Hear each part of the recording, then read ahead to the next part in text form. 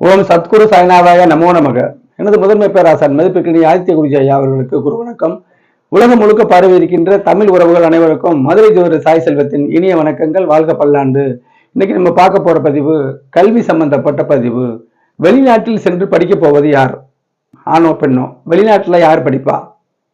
இந்த பயனுள்ள வீடியோவை, இளம் தலைமுறைக்கு பயனுள்ள வீடியோவை மனசுல வெளிநாட்டில் படிக்கலாமா, படிக்க முடியலையே, நம்ம உறவினர் படிக்கிறாங்க, நண்பர்கள் படிக்கிறாங்க, என்னால முடியலையே அப்படிங்கிற மனசுல மனத்தாங்கள் உள்ளவர்களுக்கான இந்த பதிவு. மனதை திடப்படுத்துவது ஜோதிடம், உண்மைத்தன்மையை கூறுவது ஜோதிடம், கிரக பாவக வெளிச்சத்தோடு சொல்வதுதான் ஜோதிடம். மற்ற முறையில பிரசன்ன முறையில் இறைவனோட அனுக்கிரகம் பெற்று போடுவது அதையெல்லாம் நான் விமர்சனம் பண்ணல, அது எங்களுக்கு தெரியாது. பிரசன்னம் பார்க்கிறவங்க அதோட மெத்தடு வேற. பாவகங்கள் ராசிகள் அப்படின்னு வந்துட்டா கிரக பாவக வெளிச்ச அமைப்புல தான் பார்க்கணும். வெளிச்ச இருட்டு அமைப்புல தாங்க பார்க்கணுங்க. கிரக பாவக சுபத்துவ பாவத்துவ அதுலதான் பலன் இருக்கு. இப்ப ஒரு விஷயம் சொல்ல போனா அடிப்படையிலிருந்து வருவேன். இந்த விஷயத்தை பார்க்கறதுக்கு முன்னாடி அஸ்ட்ரோ சாய் செல்வம் அப்படிங்கிற யூடியூப்ல 1000க்கும் மேற்பட்ட வீடியோக்கள் இருக்கு. சொல்லப்போனா 1100க்கும் மேற்பட்ட வீடியோக்கள் இருக்குது.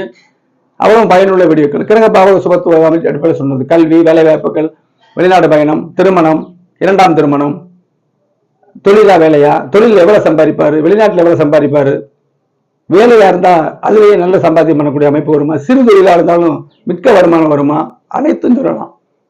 அத்தனை வீடியோக்கள் இருக்கிறது. சப்ஸ்கிரைப் பண்ணுங்க. அடுத்தடுத்து நீங்க வீடியோக்களை பார்க்கலாம், ஷேர் செய்யலாம். நீங்க மட்டும் இல்ல, உங்க உறவினர்கள் நண்பர்கள் எல்லாரும் பார்த்து பயனடையலாம். அதன் மூலம் அவங்க ஜாதகத்தில் உள்ள பலன்களை கேட்டு தெரிந்து கொள்ளலாம். இப்ப வெளிநாட்டில் சென்று படிக்கக்கூடிய அமைப்பை பார்ப்போம். படிப்பு எல்லாத்துக்கும் லக்கணம் வலுவா இருக்கணும், அது பொதுவான அமைப்பு. படிப்புனாலே அப்சர்வேஷன் பண்ணக்கூடிய புதன் நல்லா இருக்கணுங்க. 4ஆம் அதிபதி தான் படிப்பு. ஒவ்வொரு கட்டத்துக்கு ஒவ்வொரு பலன் இருக்கு. தாயார், கல்வி, வீடு, வாகனம் இப்படி இருக்கு. நம்ம கல்வியை தான் பார்க்கிறோம். 4ஆம் இடம் சுபத்துவமா இருக்கணும். 4 கிரகம் சுபத்துவமா இருக்கணும். அப்ப படிப்புடைய தரம், சில பேர் பாஸ் மார்க் வாங்குற அளவுக்கு படிச்சுட்டு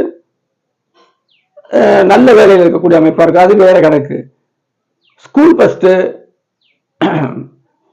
ஊருக்கு ஃபர்ஸ்ட், ஸ்டேட் ஃபர்ஸ்ட்லாம் இருப்பாங்க. அது அவங்கள ரேரான முறையில வாழ்க்கையில சோபிக்க முடியாம போயிடும். படிப்பு ஸ்தானங்கள் மட்டும் நல்லா இருக்கும், அவருடைய சொந்த ஜாதகத்துல வழி இறந்து போயிருக்கும். அப்ப படிச்சுட்டு எத்தனை வேலை இல்லாம இருக்காங்க பாருங்களேன். படிச்சுட்டு தொழில் பண்ணுவாங்க, படிச்சுட்டு தந்தையின் தொழில சம்பந்தம் இல்லாம போவாங்க. இதெல்லாம் கிரக பாவக சுபத்துவத்துல அவயோக தசாபத்தியில் அப்படி வரும். இந்த விளக்கத்தை நம்ம பார்க்கணும். இப்ப வெளிநாடு போய் சென்று படிக்கக்கூடிய அமைப்புகளை பார்ப்போம். அப்ப படிப்புன்னு பார்க்கணும் பொழுது நான் சொன்னேன், 4ஆம் இடம் புதன், ராசிக்கு 4ஐயும் பார்க்கணும். அப்ப அந்த படிக்கிற நேரத்தில் அந்த ஜாதகத்துல 8, 12ஆம் இடம் சுபத்துவமா இருக்கும். 8 கூடிய கிரகமும் சுபத்துவமா இருக்கும், 12 கூடிய கிரகமும் சுபத்துவமா இருக்கும். வெளிநாட்டு வாசங்கள், மறைதல், சுபமாக மறைதல், இருக்கிற இடத்தை விட்டு பிழைப்பு தேடி போதல். இப்ப கல்வியை பத்தி படிக்கிறோம். கல்விக்காக வெளிநாடு போதல், வெளி மாநிலத்துல போறது, அந்த கிரகத்தோட சுபத்துவ அளவுகள் இருக்குது. அப்ப 4ஆம் இடமும் ராசிக்கு 4ஆம் இடமும் 4 கூடிய கிரகமும் நன்றாக இருந்து, புதனும் நல்லா இருந்து, சந்திர அதிபத்துல விழுந்தா படிப்புல கெட்டின்னு சொல்லிடலாம். அவங்க வெளிநாட்டுல போய் படிச்சாங்கன்னா, உள்ள படிச்சாங்கன்னா எப்பவுமே அதோட அளவு வந்துடும். இப்ப நம்ம கேட்டுக்கிட்ட நம்ம சொல்றது வெளிநாட்டுல போகக்கூடியது. கண்டிப்பான முறையில 8, 12 அதிபதிகள் வெளிச்சம், 8, 12 சுப பாவகங்கள் சுபத்துவம், ராகுடைய தசாபத்திகள், சரராசிகள் தொடர்பு இப்படிலாம் இருந்துச்சுன்னா படிக்கிற காலத்துல நிச்சயம் வெளிநாடு போய் படிப்பார், உறுதியா சொல்லலாம்.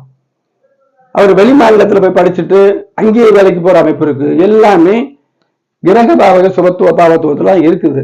அதை விட்டு பாலே தப்பாது. வெளிநாட்டுல படிச்சுட்டு அது போதும் உள்நாட்டு படிப்பை தொடர்றது இருக்குது. அது அந்த வெளிநாட்டு தொடர்புகள் டிஸ்கனெக்ஷன் ஆகிற அமைப்பு. எல்லாத்தையுமே கவனமா பார்த்தா தெளிவா சொல்லலாம். அப்ப வெளிநாட்டுல படிக்கிற அமைப்புக்கு 4ஆம் இடம், அதுல படிக்கிற எவ்வளவு மேன்மைகள் அடுத்து.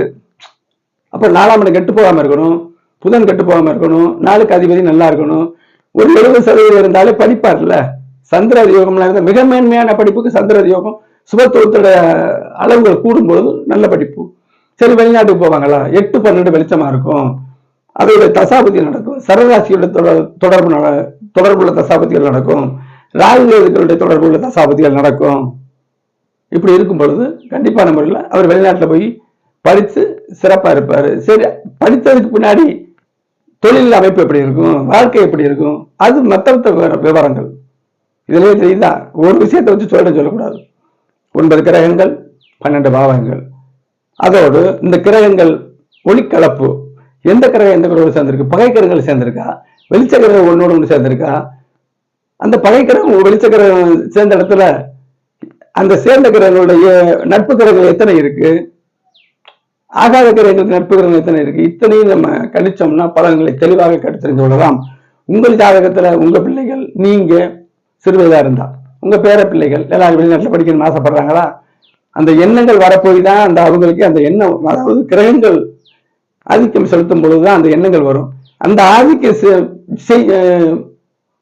சக்சஸ் ஆகுமாங்கிறது இந்த இடத்துல கண்டுபிடிக்க முடியும், மாற்றல முடியாது, எதையும் உருவாக்க முடியாது.